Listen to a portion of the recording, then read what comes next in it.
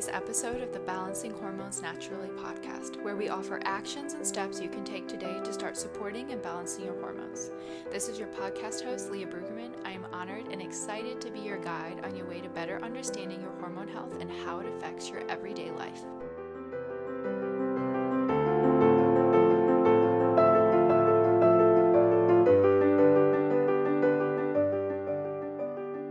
Hey ladies, so I have a special guest for you today. I brought in Elizabeth Merz. I was just going to say Ellie, but I mean, I guess that's what you go by, Ellie Merz. Both. Yep. And Both she is is fine. she is a doula, and we actually went to high school together. I can't remember though if you were a grade above me or a grade below me. I think you were above me, right? I was a grade below you, actually. Oh, Yeah. this is how much I remember high school. That's all right. Repressed memories. That's okay. This is so true. That's so true. It's like, Yeah. oh yes. Anyway, she became a doula this last year last year. Yeah. And she obviously knows a ton about labor and postpartum.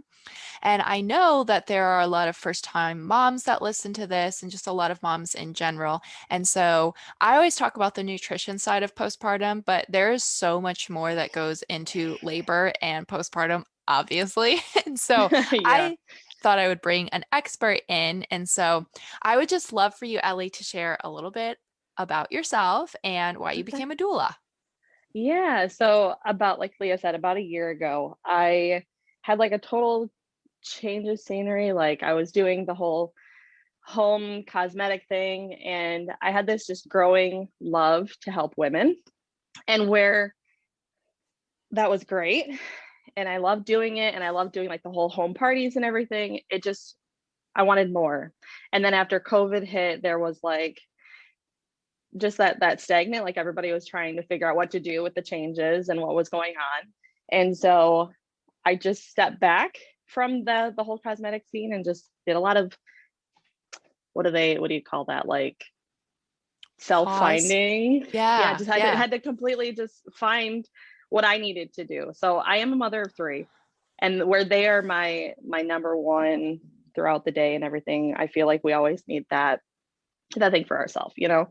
So, well, I mean, why you start your own business and why you start your own, why you have something for yourself is you need to fill your cup. So that's ultimately why I had to step back, and where I loved that whole cosmetic scene and everything, I had that growing love to help women, and taking my own stories and my own births and my own labors into consideration. There were certain things that happened where they weren't life-shattering, where they, nothing, thank God, nothing bad happened, but they weren't necessary. And if you want, I can go further into that, but yeah, so with my daughter, certain things happened, like I said, not life-shattering, but when you're in those stages of labor, they could have been potentially harmful to my baby. So I got to the pushing phase of having my daughter, and the nurse held my knees together. Wait, because what? because the doctor wasn't ready yet. And I was like, looking back, at that point, I was just like, whatever. I didn't think anything of it. But then like my birth team was like, what was she doing? What was that nurse doing? Like her head was right there. Anything could have happened, And so just taking these different stories from each of my labors, all three of them, I was like, this needs to change. There needs to be a change for our women, because obviously, like, my daughter's almost 5. So I could be over that. I could have just moved on, but sadly, it doesn't stop there. There's, you sit back, and if you actually truly listen to people's birth stories, they all have something like that. Something like that has happened. And it's scary and it's dangerous. And whether it's not exactly that instance, there's always something that could have been changed for a better outcome. And that's ultimately why I became a doula, is because women need to have a voice. Women need to know that it is their baby, that it is their body, and that they get to have that choice for their outcome. Where there are these extreme circumstances where, high risk pregnancies where they don't, I guess, get to have much of a say, or where they have to, where they're high risk, where Mhm. there's a risk of bleeding, or where there's a risk of hypertension, or, preeclampsia. You have to take on the side of caution.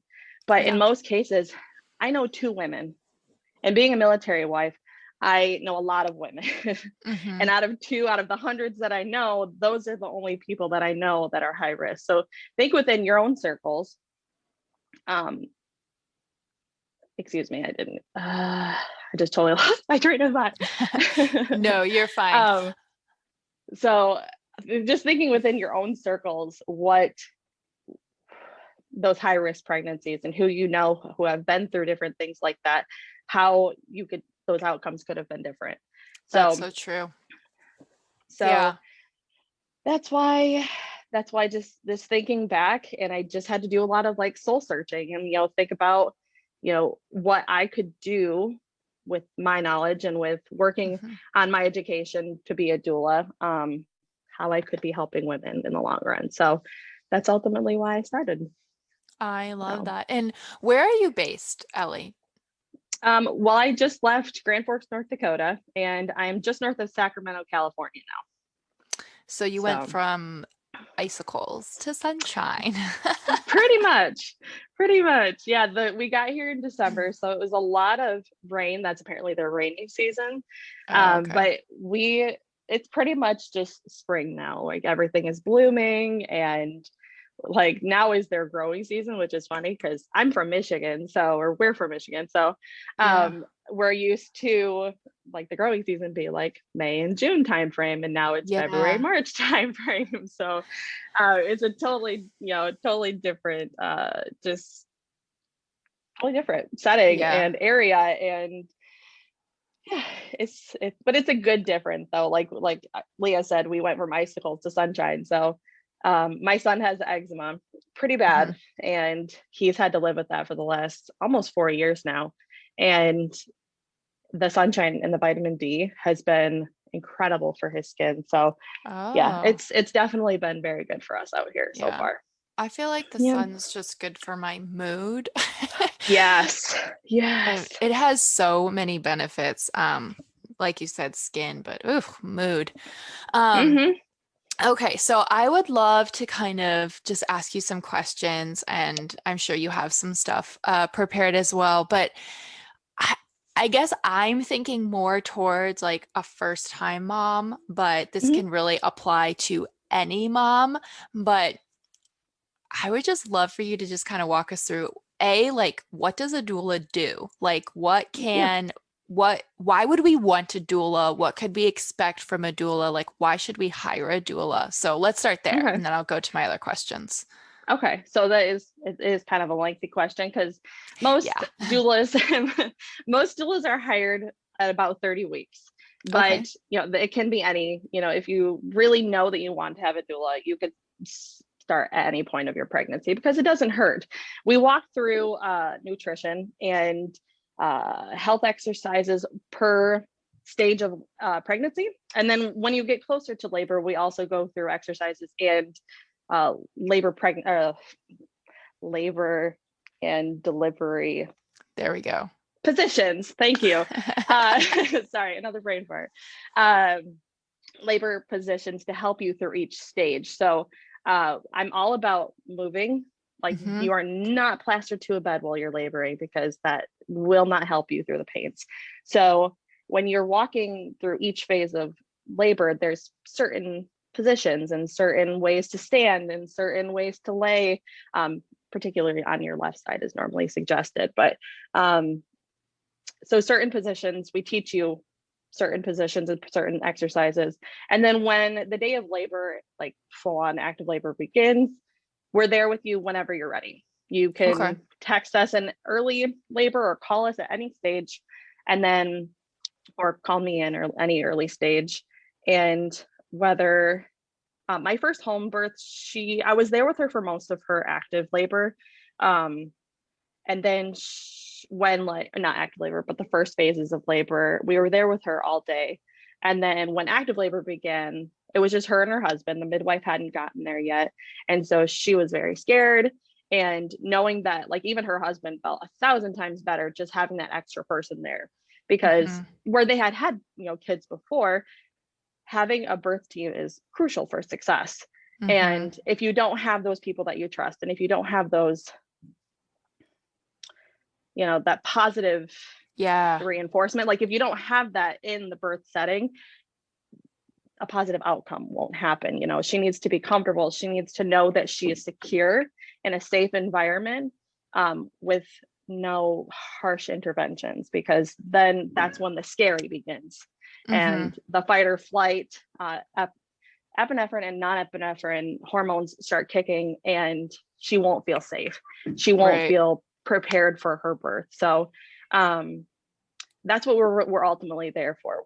We're there every step of the way, whether it's 30 weeks, or if she just all of a sudden at 36 weeks is like, or 38 weeks, at whatever phase, we are ultimately here to serve. Doulas are here to serve.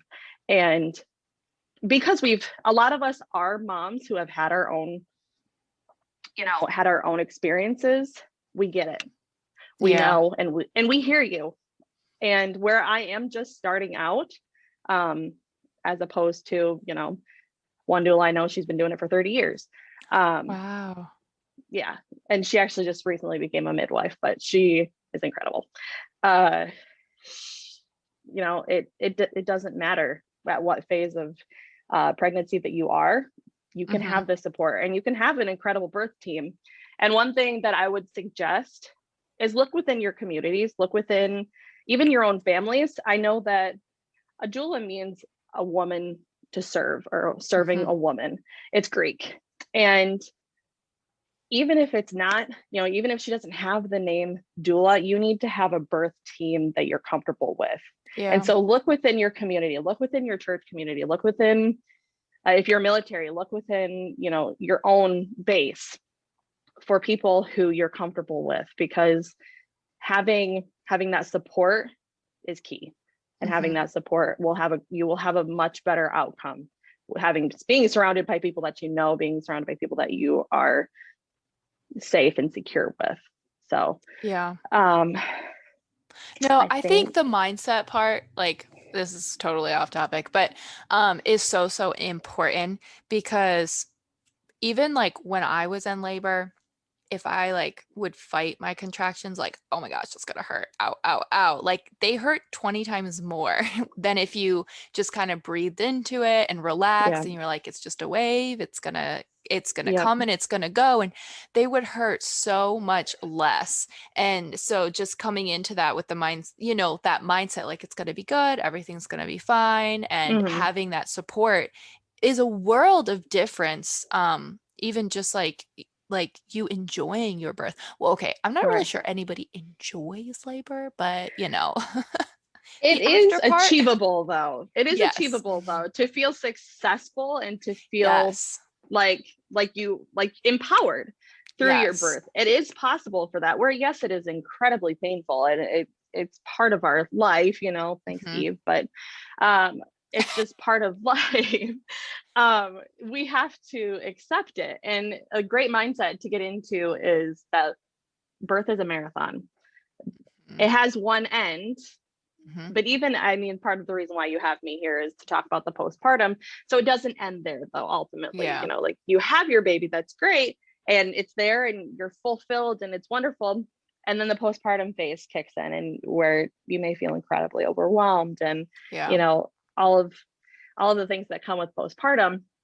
But the one thing that I love to remind women is that birth is that marathon, that you have to accept those waves Hmm. and treat them as hurdles. Treat them as, you get to the peak of the hurdle and then it comes down. You have to accept each part of that contraction. And something that I've started having my clients, friends, family, whoever's pregnant, having them do is to just sit and center yourself and think, like, mind and body. Think about your baby and think about like you, because you are one with your child. Like you are literally their sole source of life right now. What you feel is what they feel. So if you are fully accepting Hmm. of what's happening, then they will as well. And they will be more, because they are all part of the process too. They have to kickstart those hormones for labor to start. Mhm. So it's you and that baby are one. And if you are accepting of that, and if you breathe through those hurdles, through those contractions, that and accept it, then so will they. And centering yourself and deep breathing through those contractions will really kickstart everything. To, I don't know, it's just, it starts in pregnancy, and it will go through, through life, through birth and through postpartum, that if you accept that they are there with you, Mhm. whether they're actually in your arms or whether they're in you, that you're going through this journey together, you'll be Yeah. fine. You'll be okay. You'll be all right. Yeah. So No, it's true. I mean, the baby's got to want to come out.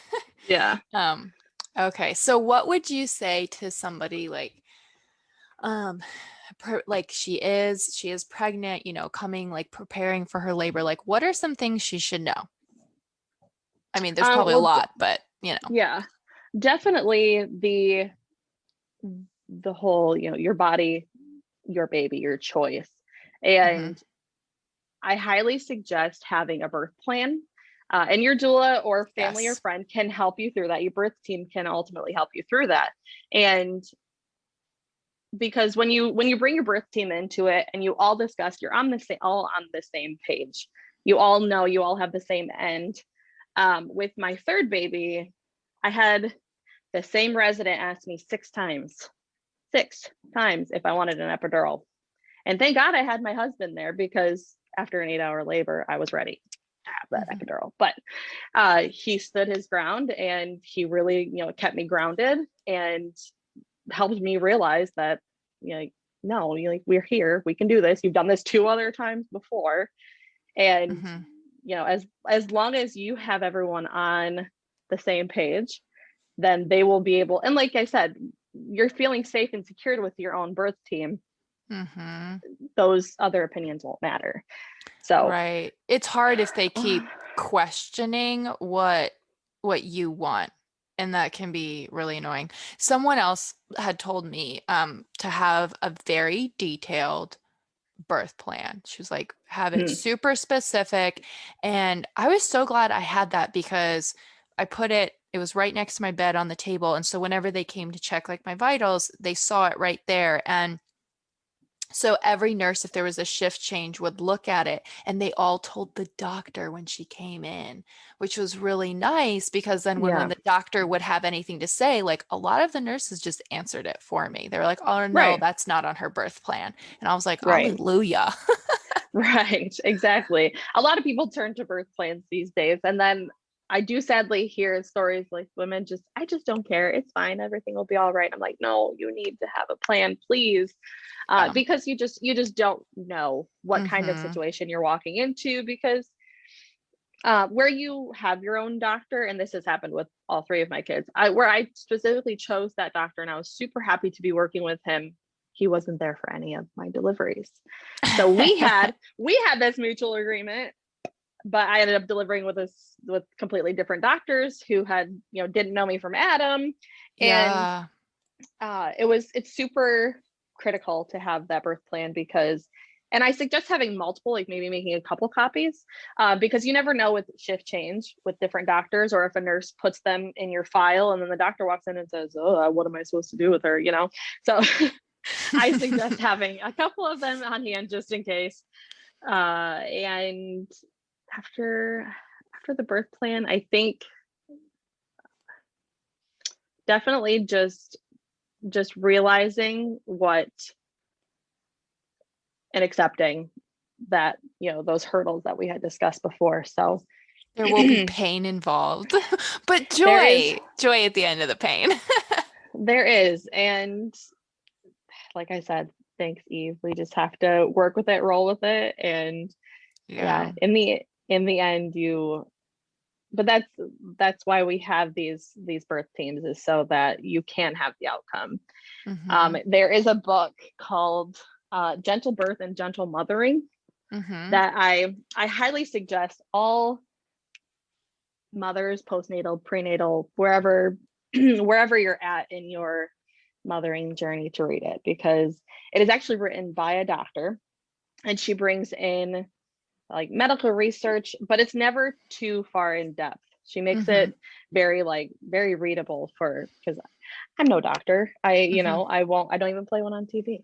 But I I just love how she talks about what our bodies go through with with the different hormones, with how our body handles like those fight or flight Yeah. feelings that we get through labor.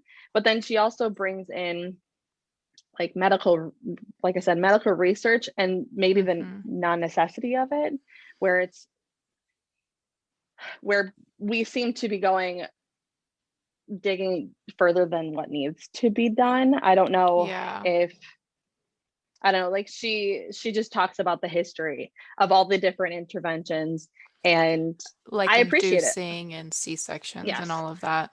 And not just that, but the overuse of ultrasound these days, Mhm. and it's like like I said, the unnecessary interventions. And I refer to it a lot, like when I'm talking to my clients, uh or even just like this, so when I'm just talking to friends. So it's I think it's crucial for us to prepare for what's to come, and it doesn't Mhm. hurt. I mean, I'm at a different phase than I was 5 years ago when I got pregnant, but yet I Mhm. still appreciate that education. And I I hope other people will read it too, just for the fact Mhm. that it is an eye opener. Yeah. And it is very like strong-willed, where, like I said, she's a doctor, but she had Mhm. all three of her kids at home because of the Whoa. unnecessary, yeah, because of the unnecessary interventions that were being pushed at her because she was a doctor. So she's like, Mhm. no, no, no, no, no, my body, and I will make this choice. And yeah, And she's pretty cool. I think one of the biggest things, like if you are pregnant, is to just educate yourself on like what is necessary and what is not necessary. And if that means like you're hiring a doula and you want to talk to them, or you talk to a bunch of moms and hear stories and all of that kind of stuff, because a lot of times when you go into your doctor's appointment, they just tell you like kind of what's common, like what people typically Right. do. And when they say it so matter of fact. And like for Yes. me, example, like my due date was the 28th of December. And they were like, okay, well, if you don't have them, like we're gonna set your induction date for the 30th. And like that was like they just matter of fact, blah, blah, blah, blah, blah. And I just was kind of sitting there stunned. And then I left my appointment and then I called them and I was like, why am I being induced? Like, like it was just so matter of fact. It wasn't, do you Right. want to be induced or anything? It was just, Right. your induction date is set for the 30th. They will call you to confirm. And I was like, well, is Yeah. there a reason why I'm being induced? Oh, like, aren't you sick of being pregnant? And I was like, yeah, but I don't want to be induced. Right. Yeah, those, yeah, so certain interventions like those, they're like I said, not completely unnecessary, because they were created for a reason, but they're Hmm. being overused.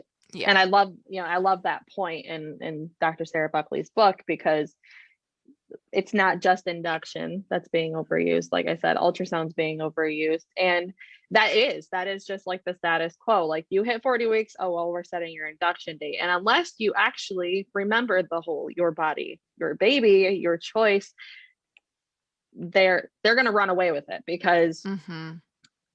that's status quo for them. They have like these guidelines that they set, that they stick to, and where that might work for one person, that's not going to work for everybody, and you need to Hmm. remember that. And I don't want to say this because it is kind of harsh, but I'm going to say it because it's not wrong. It's exactly true. But there's a revolving door on the labor and Hmm. delivery room floor, Yep. and you're going to get the same care as Sharon next to you, or Sally down the hall, Hmm. or like they're there to deliver your baby, and it's not the other way around. It needs to be the other way around. They're there to make sure that you have a safe delivery of your baby. Hmm. They're not there to do any pulling. and Yeah. nipping, and they're there to make sure that you have a safe delivery. And it's become so medicalized that the passion behind it and the safety behind it, our infant and mother mortality rates are through the roof these days, and that's scary and needs to stop. So No, I totally get that. And like, I know you're not doing this and I'm not doing this. This is not the point of the podcast is this episode is to like villainize like your labor and delivery team or your doctor because they're totally necessary. Like we oh need them yes, at different yes. times. But I totally resonate with that because I had an incredible labor and delivery team. Like you, the doctor wasn't there at my birth. I had a different Yeah, doctor because yeah. none of them were on call when Landon decided to kick my water. So, but the first nurse that I had, I remember like looking at Seb and I was like, I'm scared of her. She was just very brisk and very like dun da da da. And I had to Yep. have a baby monitor on because he had broke my water. And Hmm. I was like, well, I want to move around. I don't want to be attached to the machine. And she's like, well, you have to be. And I was like, well, I want a mobile one then. Yep. I And didn't that even is know. totally up to you. That is I a great choice. Well, Yeah. I was just making stuff up. I didn't actually know it existed, but it did. Um, It did. Yes. and so, but the next nurse that I had come in was completely different. They were amazing. Like their shift ended and they all stayed because I was really close to delivering at that point. And they all stayed because Hmm. they wanted to see Landon because they'd been there for me for my whole labor. Through And it all. Yeah. that was an amazing labor delivery team. And I know that's not everybody's story though. And Right. so it's so important. Like when I was like, I want a mobile tracking device, you just have to say what you want, Right. it's so Yeah. necessary. It's voicing your opinion for a better outcome. Yeah. Yeah, And I do want to read an excerpt from her book, if that's okay with you. of course. Um, it just ties perfectly in within what we're talking about. And so this is page 27, and the title of her chapter is Healing Birth, Healing the Earth. And it says, the problem in our times is that the passion of birth is neither recognized nor accommodated. Birth has become a dispassionate medical event, usually occurring in a setting that discourages emotional expression. If we are to reclaim our birthing passion, we must give ourselves permission to birth passionately, and we must choose our birth setting and birth attendants with this in mind. Birth in these circumstances will be more straightforward and enhanced hormonal flow and less need for interventions, helping us to step into new motherhood with confidence and grace. I love that. Yeah, it's her book is incredible. So Now I again, have to read it. Gentle Birth, Gentle Mothering by Dr. Sarah Buckley. So Oh, I think such a good one. it was just less than $17 on Amazon, but it's so worth more than that to me. So Yeah. yeah, in our day and age, like I said, birth is so medicalized, and it has become a medical, like, not experiment. I feel like that's a really harsh thing, but it's become just a number. I feel Yes. like it's not treasured, and it's not sacred like it should Hmm. be. So Yeah. yeah, I agree with that. Um, yeah. so okay, let's head into postpartum. Like Okay. what should our moms know postpartum? Like what are some things they can do? Like just walk me through like whatever you have to in bestow upon us about postpartum. Okay. With postpartum, I will say I'm certified as a labor and birth doula, but I am working on my postpartum certification as well. But with what I found with postpartum is, and even when like I said, when I was having my own kids, but that's a different story, we tend to hold things in and kind of absorb what everybody else thinks and says, and what they're doing for their baby, and how we could be doing things differently. What you need to remember is that your baby is your sole purpose. You are that sole provider for your baby. And where that becomes, or can become, very overwhelming and can seem Hmm. like too much at certain points, we need to feel okay with reaching out. We need to feel okay with saying, no, this is my baby. And ultimately, like I said, my baby, my choice. Um, you need to feel comfortable with saying no, and you need to feel comfortable with making those choices for you and your baby. And where it gets, like I said, where it gets overwhelming at certain points, and where you need to just, because a baby is a new baby, they're trying to figure out life outside the womb, where you're trying to figure out life with her or him outside of the womb. So you ultimately, I think first thing is to remember that your body just went through a whole whirlwind. It went from this happy, free, go lucky, like whatever you were doing before you got pregnant, to your sole purpose was growing that baby. And now your sole purpose is raising that baby. So your life literally just completely flipped upside down.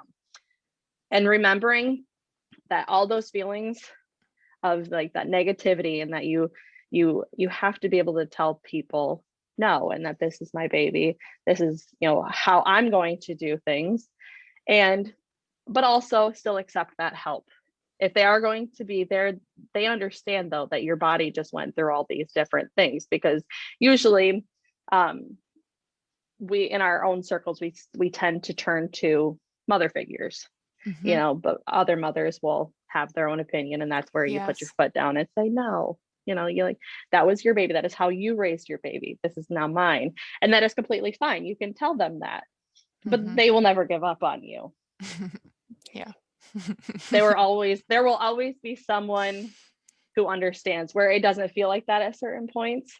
Yeah. Because you feel very alone, like that baby is the only thing that you have throughout the day, that only person you have to talk to. So as I said, I am a military wife, so I have had my babies and raised them, well, a couple of deployments, 1 7 and 1 8 months long. Oh, my So Lanta. both were 4 months old at the time when he left. So when my husband left. So I've had to go through those phases. Luckily, never alone. I through his first deployment, my second son, or my first son was my second child, was, like I said, only 4 months old, and I felt like I had to go through it completely alone. Retrospect, my mother jumped in firsthand, and Yay, my sisters, you moms. know, their moms are the best, right? And when you learn to accept that help, but still know and remember that that's your baby, and you get to make that choice, those choices for that baby, that's number one, that's key. And if you don't have like family around, like I said, with being military, or whether your husband moves a lot for his job, or it doesn't matter. If you don't have a big circle, I suggest just going for a walk. You had mentioned in one of your past podcasts of how to meet new moms, or how to meet moms and Yeah. like-minded friends.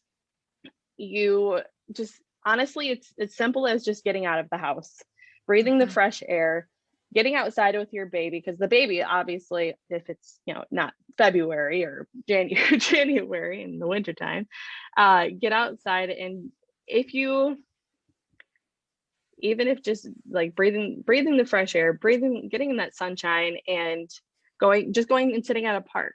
I always meet new moms at a park, no matter, even if your baby can't walk yet, just go and sit down and just relax, just sit there. And if no one's at the park, or if you can't meet anyone that way, just search within your community. Our modern technology has taught us, or enables us to be able to meet people in our situations. So whether that is, if you are military, or if you're just new to a community, there are a lot of community pages out there. And just put out, say, hey, I'm a new mom, and if COVID's still going on, just texting or messaging people, none of that hurts. And just being able to reach out and have someone to talk to makes a world of difference. Yeah, So I agree. I think that's the key point there for postpartum moms, is to never feel like you don't have anyone, or that you're going through this alone. Because honestly, in every situation that I've found myself in, there's always someone who has been in your shoes before. And there's always someone who can relate, who can help you through the situation. So yeah, that's pretty much it. Yeah. So do you have anything else to share with us about labor, postpartum, anything you feel like Mm, women should know? Um, well, I actually, with becoming a doula, I recently learned that there aren't just labor and birth doulas, Hmm. or postpartum doulas. There's actually doulas for through different organizations that usually healthcare providers are able to get you that information.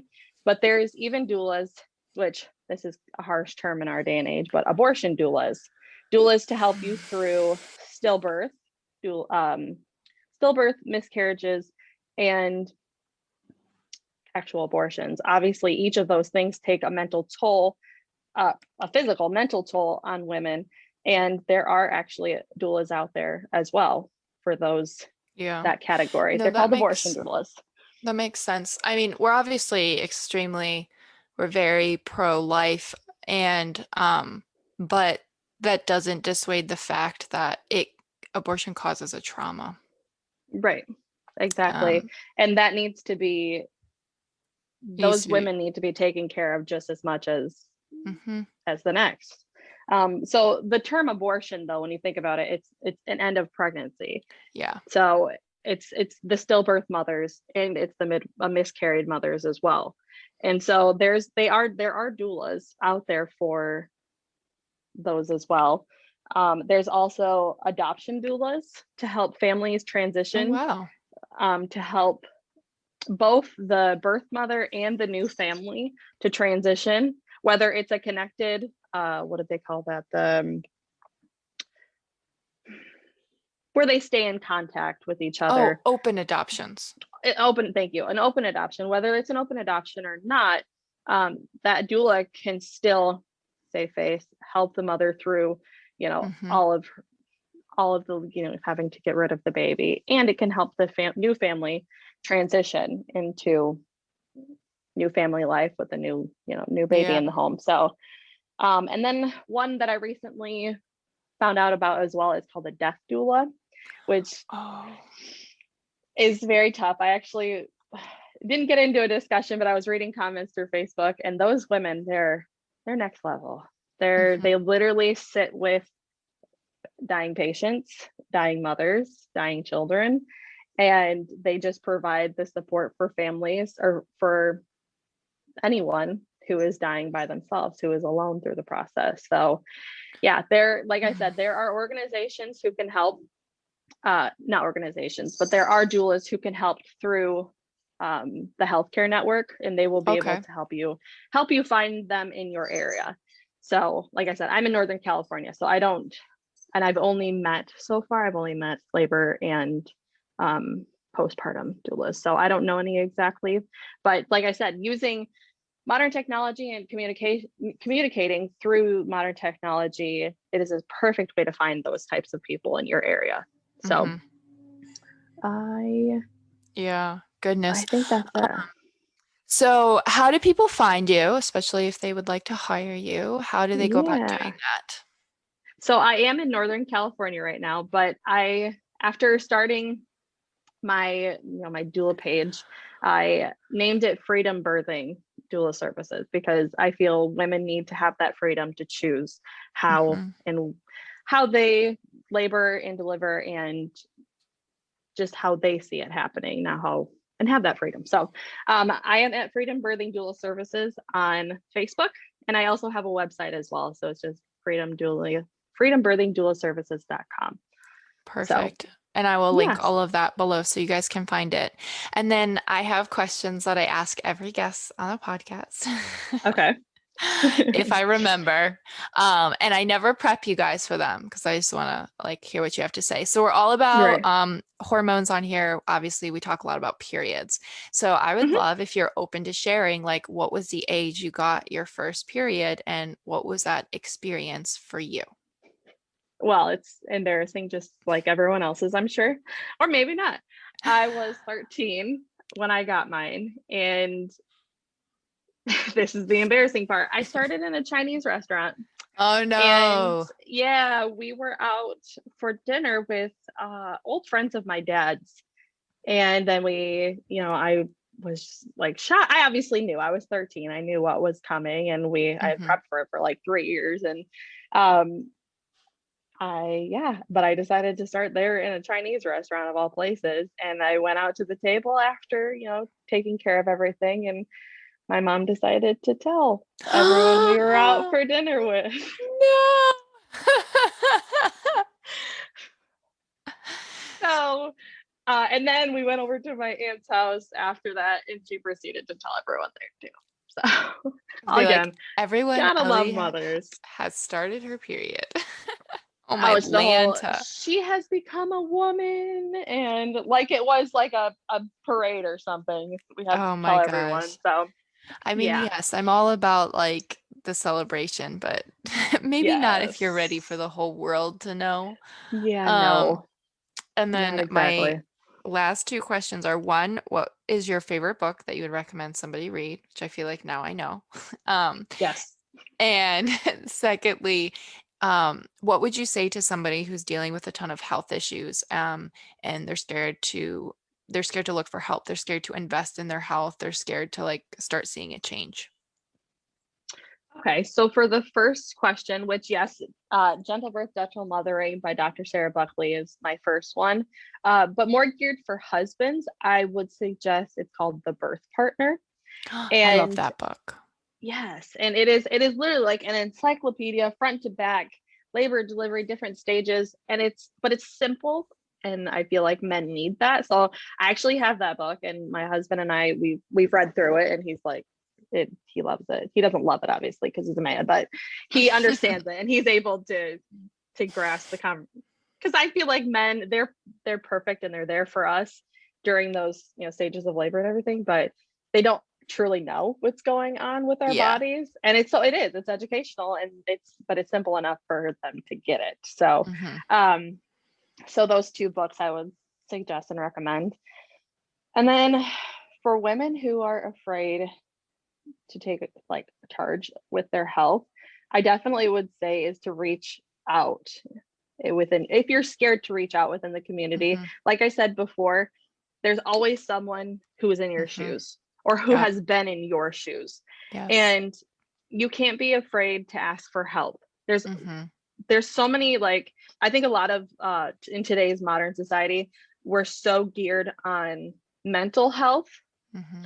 And as long as you remember that, like, that's okay to need help, and that's okay to want a change and to make a change.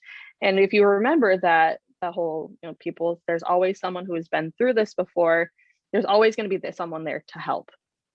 And just doing research, look within your community. I would thank God for you, because there are certain things that I never would have thought to do or changes to make. I but yeah, I just started reaching out to you one day, and you've helped me in ways that I can't say. So I Mm. appreciate it. So yeah, Well, thank definitely just you. look within your community. So, or like that, old high school friends. So Who would have thought? right. Well, thank you so much Yeah, for coming on. We really appreciate having you. absolutely. I enjoyed this greatly. Thank you for listening to today's episode of Balancing Hormones Naturally. If you found this helpful, I would love for you to share it with a friend and post it on your stories and tag Balancing Hormones Naturally podcast so we can get this message out. You can find me on Instagram at Leah_BRUEG, and I would absolutely love to hear from you.